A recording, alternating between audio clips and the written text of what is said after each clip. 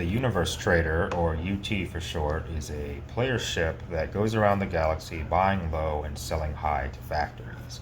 And it just does this and makes profit, and that's all it does, automatically.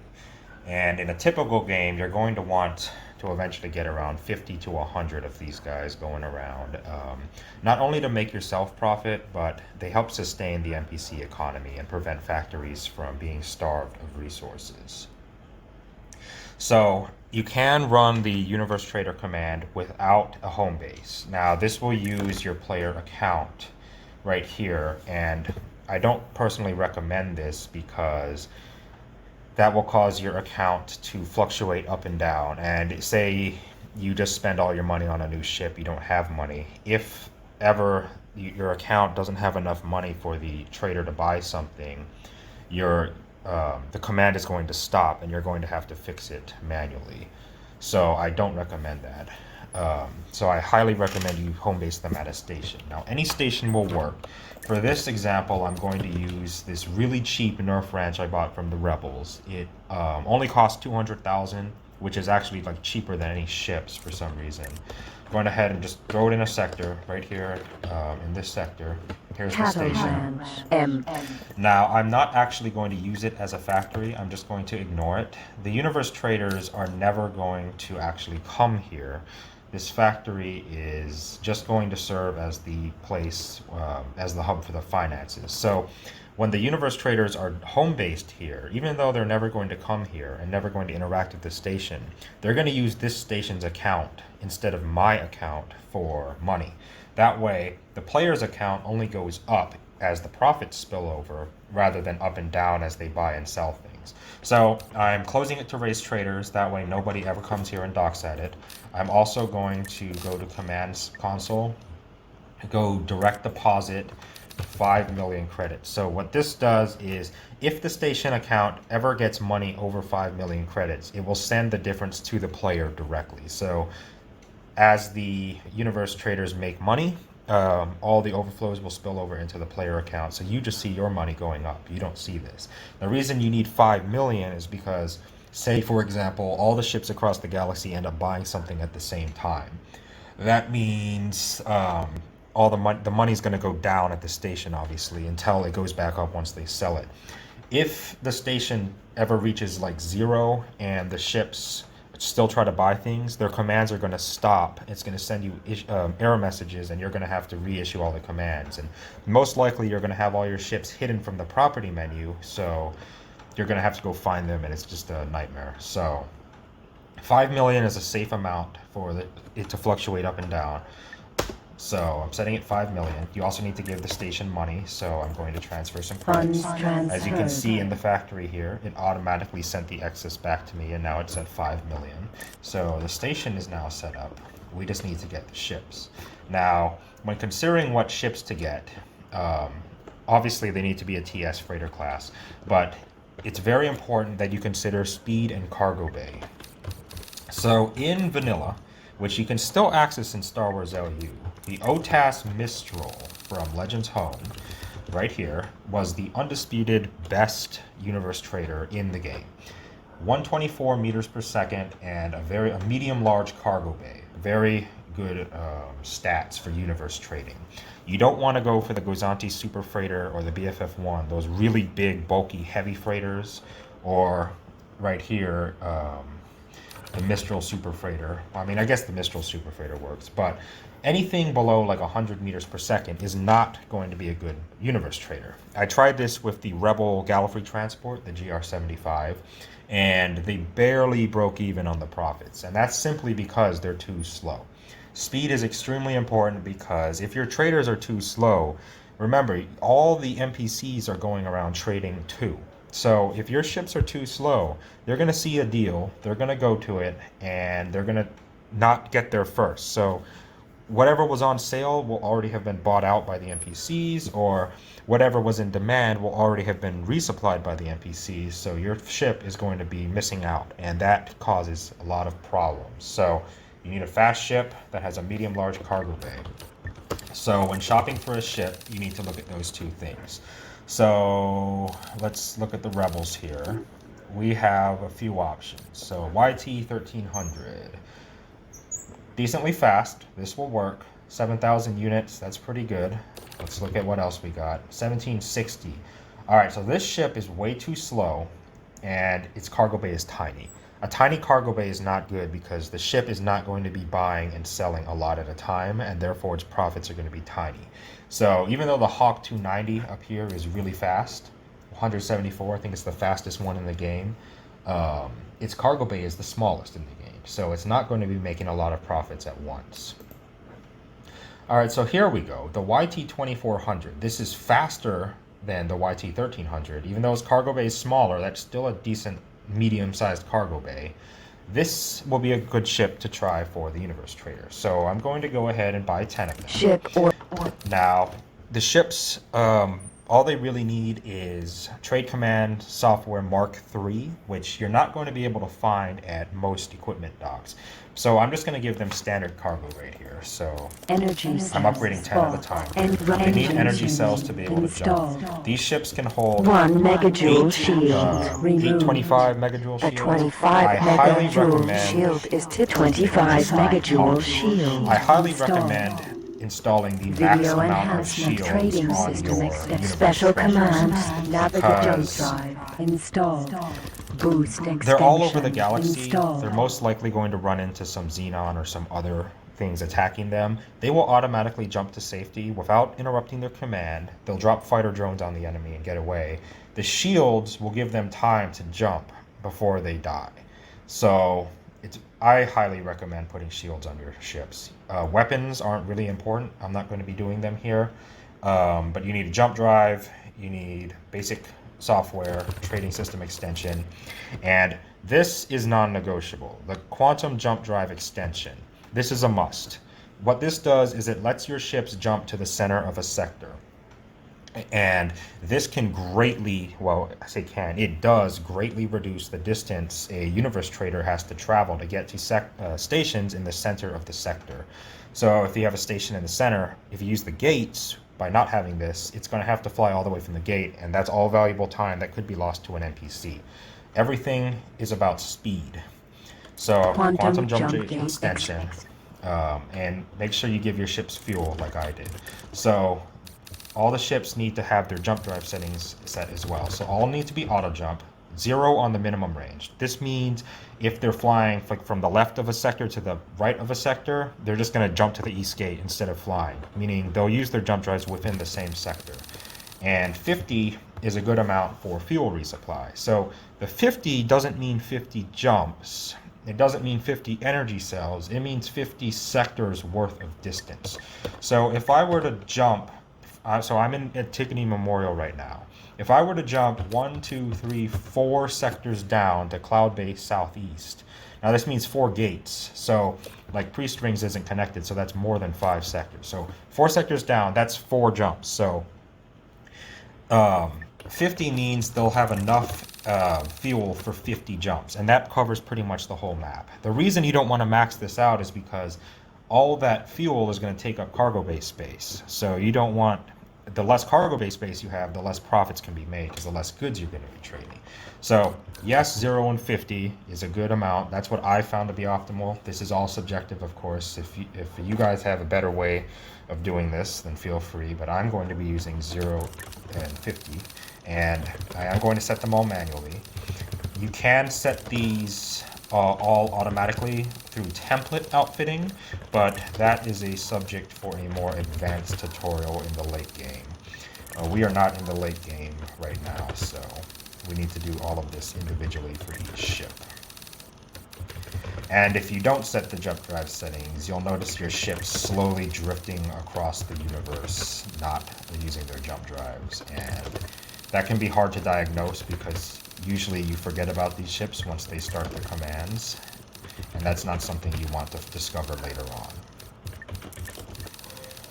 Alright, so they all have their correct jump drive settings.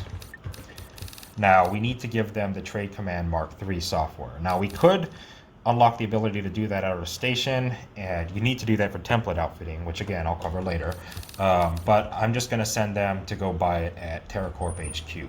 Now, Trade Command Mark III software, you can't just buy it as standard equipment dock. Send them to TerraCorp HQ. You buy them at like corporation headquarters. In fact, I'll go to Home of Light as well, so we can see them go over there.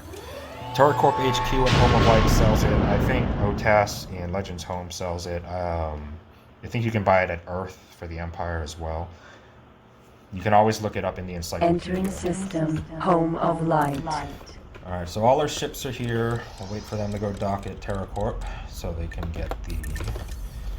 get the software upgrade.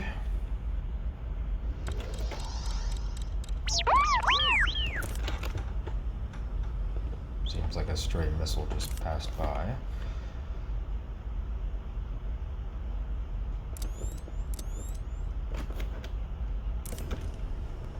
No TerraCorp HQ.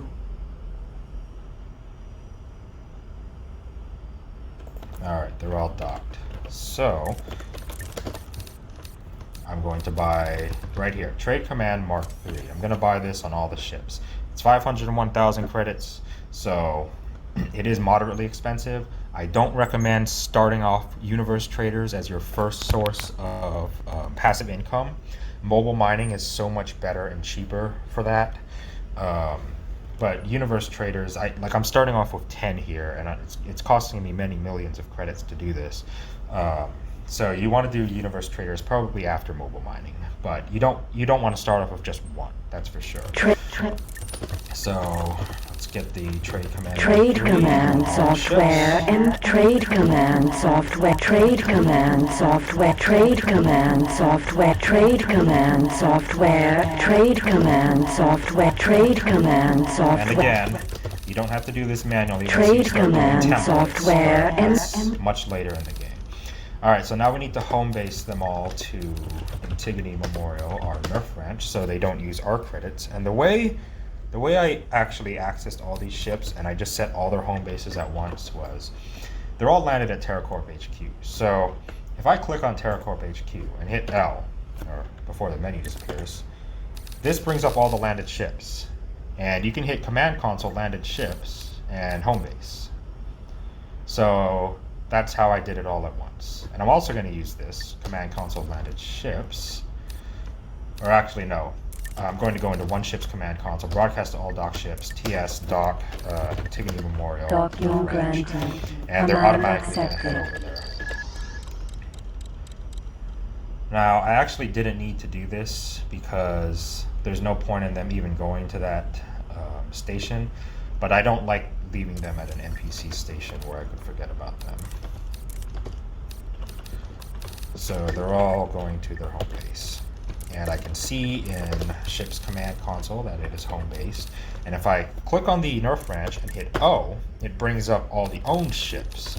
And this is another way you can access all of your ships at once. Command console owned ships. You can mass issue commands like this. Another thing you can do is if they're all in space in a sector, you can broadcast to all ships in the sector and issue commands that way. So before you can universe trade, which means the ship has access to the entire universe, you need to sector trade, which means ST, meaning they're only going to have access to one sector. So the way it works is the ships gain experience over time as they make profit, and they will unlock the ability to do universe trading if they've made enough profit. Now to check how much profit a ship has made, you can click on it, go to Advanced, Trade Report. So Trade Report is something LitCube implemented for all ships and stations, and you can see everything they bought and everything they sold. As you can see here, I sold the 1 megajoule that comes with it for default, and here's all the upgrades I bought. This is the total cost for all the upgrades. I'm gonna reset this for this ship, so we can see the trade report as it fills out over time. As you can see, it's blank now because the ship hasn't made any transactions because I cleared it. Instead of monitoring for each ship, it's better to monitor it for the Nerf Ranch. So everything the owned ships buy and sell will go into the station's trade report. Now, the trade report is blank for the Nerf Ranch right now because I bought all those ship upgrades before they were owned by the station. So, sector trading. the sector you choose is very important as well. You can't just tell them to sector trade in any sector. They need to be able to buy and sell things within the same sector and make a profit. So that means you need to have supply and demand in the same sector because they can't go to other sectors. There's a few sectors in the game that are perfect for this because they have a solar power plant, food production, and energy consumption and energy production. Food consumption and food production. So lots of opportunities for money. Creditania, right here, is the undisputed best sector for sector trader training. I don't know why it is, but for whatever reason, this sector, above all others like it, will train them up the fastest. So you should only have one sector trader per sector because they'll cannibalize each other's profits. So trade sector trader Creditania. I'm going to list off the good sectors right now. Actually, so it colors it purple, and you can see sector trader moving to home sector Creditania. It's already jumping because we set the auto jump settings, and it will automatically refuel using the station's money, and it will handle all of that itself. So we can essentially forget about that ship. Once the ship has made enough money, and I don't know the exact number, the UT option, which is grayed out here, will be white. And once it is, so unfortunately you're going to have to check in on your ships every now and then and check for the UT option to be available. Once it's available, you can issue the command and it will just go off over the entire universe trading. But for now, it has to gain experience. So I'm going to list off the good sectors now. So trade, sector trade. Heron's Nebula is it's not the best one, but it will eventually trade a sector trader up.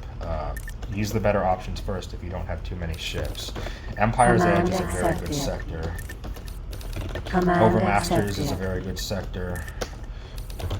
Farpoint is a good one. Now all of these sectors have food and energy production and consumption. Blue Storm is a good one. Overmasters, I think I already did Overmasters. Sky on Fire is another very good one. And the Star Wars sector, New Republic, is a good one too. There's probably more. Those are just the ones I know off the top of my head. If you do have your ships in a bad sector, they will not only probably lose profits, but they'll just take absolutely forever. So you want to queue up these sectors or more if you find any other good ones, and just wait for the universe traders to finish so they can get out, and then you put new sector traders in. So you got to cycle your ships through these sectors for training. As you can see, they're all going and they're all buying things. So let's look at this one right here in Sky on Fire. Let's look at the Sky on Fire one. So it's going to buy Bantha cattle, and it looks like it's going down here. As you can see, this station is full. It's selling it for the minimum price, so this is a perfect opportunity to buy. The ship has automatically detected that, and it looks like it's heading down there. And this is where, if you have a slow, see how it comes from the center of the sector? That's the quantum jump drive.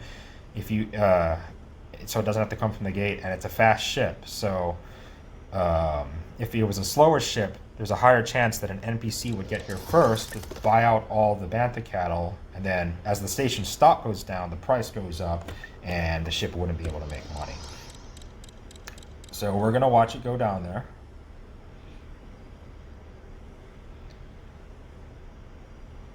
You are being promoted. You are being promoted. You are being promoted. So now it's selling Bantha cattle. So if we check its freight, there it's full of cattle. You can see the Nerf Ranch is no longer at 5 million. All of our traders are using the money. If we go to Advanced Trade Report, we can see, so this is the station's trade report. All of its owned ships have bought all this for a total of 800,000 credits. And as they sell it, it'll all show up in the trade report. So you can see how much money the collective has been making over time. So let's check back in on our cattle seller. So it looks like it's headed to this station right here. So let's check it out. Yep, this station is completely empty, well, nearly empty, and it's buying Bantha cattle for an extremely high price for that wear anyway. And the ship has automatically detected that, and it's going to sell high. It just bought low and it's selling high, just for freighting a very small distance. And of course, we have many You have ships going gained down all at recognition. the same time. And let's see. Trade report. As you can see, our ships are starting to sell things, and the profits are starting to come You are in. As you being can see, promoted. we just broke even. We just made 500,000 credits total. You can check the trade report over time. And the ships, eventually, like I said, you'll be able to go to advanced, trade, and UT will be available once they've made enough money individually. And once they're made enough money, the ships that are waiting on standby that don't have a sector they can trade in, move them into the sector and send these UTs off on their own. And once you do, you can simply hide them from the property menu and forget about them. And you will just have money. And as you get more and more ships, they will further support the NPC economy, and that's pretty much all there is to universe traders. There's actually a few more things I forgot to cover in that first recording about universe traders. The first is you don't have to use this dummy factory as a home base. Any station that you want to have credits, you can home base your UTs to. They don't even have to be home based to the same station. So if you have a station that has dock agents needing to buy things from the galactic economy, you can have universe traders home based at that station to generate a cash that the dock agents can use to buy things. Also, later in the game, you're going to have your player headquarters and probably a big equipment dock for outfitting templates. Again, I'll cover those later, but templates, you're going to need money for all the software upgrades and things like combat command software when you're updating hundreds of fighters at once. So those station accounts need to be quite full of credits, and you can use universe traders to do that as well. The other thing, and now this one is optional, and there's many opinions about this, but it's the UT blacklist. So to access the blacklist, you need to go to the player console, and that is in controls interface, and it is right here. You need to set a hotkey for it. So by pressing the hotkey, this is the player console. Now there's a lot of very important LitCube universe things in here, but what we're going to be looking at is the blacklist. Now, the blacklist is everything that universe traders are not allowed to trade. So by default, this blacklist will only have where the illegal wares on here. So stuff like Carillion Ale, all of those illegal wares. I only like my traders to trade the low value goods, such as energy, food, and things in the bio category. Now, the reason for that is because we have the $5 million credit escrow for the station. So as ships buy and sell things, we don't want the station not to have enough money. So if you let them trade like advanced satellites or chaff or other very expensive goods, if you have a ship buy a full cargo bay full of chaff, it's going to completely wipe out the station's money, and all of your other ships are going to stop their universe trading because they're not going to be able to buy anything because the station's at 0 credits.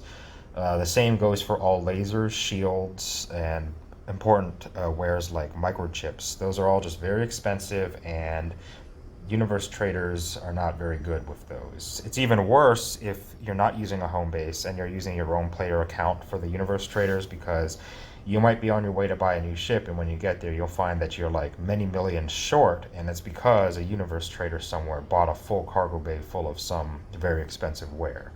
And that kind of fluctuation can be annoying for the player account especially. So the way you do that is you just go through this blacklist, so like for chaff, you hit enter on chaff, go to the next one, add, enter, and you'll get a rhythm down. And unfortunately, you have to go down here and hit add for each one. I've already done it, but you need to do this once per playthrough, at least, to remove all the high value goods. So I usually, for me, I blacklist all of the missiles. Energy's okay. This is just a weird category for spacefly eggs. They don't exist in the universe anyway, so don't worry about them. Bio is okay. These are all low value goods. Food is okay, low value. So for minerals, only allow ore, silicon, and ice. Amdium and all of the crystals and minerals are very expensive, and you shouldn't have your universe traders trading them. And ice is only in the Imperial economy. So you can leave it enabled even if you're not an Imperial player, but ice, silicon, and ore. Now, tech is a controversial one. I personally disable all of the tech. These are regular wares like warheads, crystals that factories use, but it's just that these are very high value wares and they cause fluctuations in that credit escrow. So I don't like dealing with them. I disable all of them. You don't have to if you don't want to. I disable all the lasers and all the shields. And like I said, you only have to do this once per playthrough, but you have to fill out the blacklist or else your traders are going to go for the very expensive goods. And that should be it for Universe Traders. Alright, well, there's one more thing. Promise this is the last one.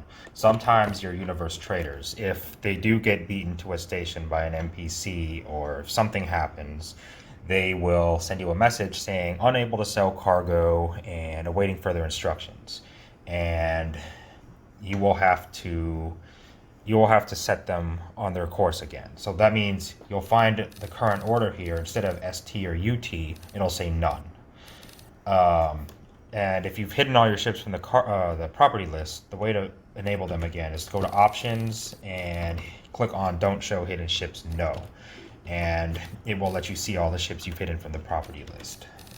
And all you have to do is to get your Universe Traders trading again, all you have to do is go to the one that stopped working, open its cargo, and just eject all of its trade goods into space and go back to trade and enable it again. And then you can hide it again and it'll go back. It's lost profits, but these goods are not very high value. You don't have to really worry about it. And then you can ignore the ship again. These aren't perfect. It does happen very rarely, but that is how you remedy that. And that concludes this first tutorial. I will tackle other subjects in the future.